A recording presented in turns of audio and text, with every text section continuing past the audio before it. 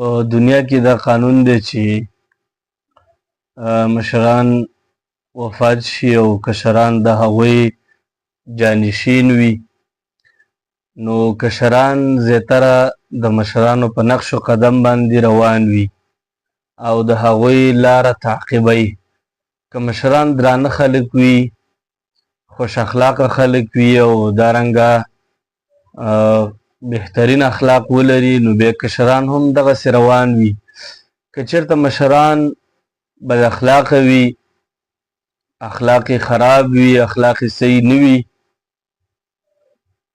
په ټولنه باندې یو بوج وي، نو بیا کشران هم د هغوی په نقش قدم باندې روان وي.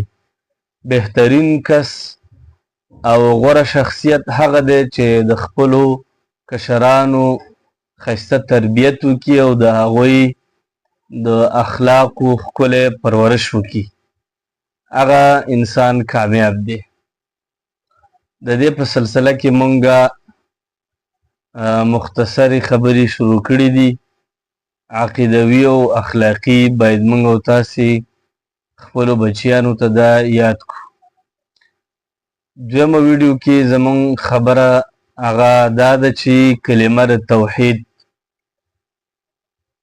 لا اله الا الله محمد رسول الله او کلمة الشهاده لا اله الا الله محمد رسول الله صلی الله علیه وسلم د کلمې په اول جز کې اثبات د توحید دی، د الله تعالی یووالی دا ذکر شوی دی، او د کلمې په دویم جز کې اثبات د رسالت دی، پیغمبري د رسول الله صلی الله علیه وسلم پکې بیان شوی ده.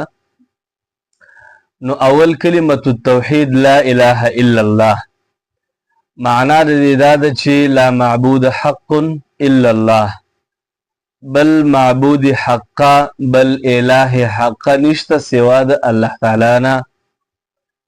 او دلیل په دا قول د الله تعالی دی چې فاعلم انه لا اله الا الله، پوه شه په دې خبره چې نشته دی بل اله سوا د الله تعالی نه.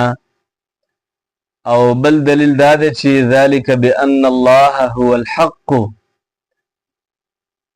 یقینا الله تعالی چې دی هو الحق، دا حق ذات دی، وان ما يدعون من دونه هو الباطل وان الله هو العلي الكبير.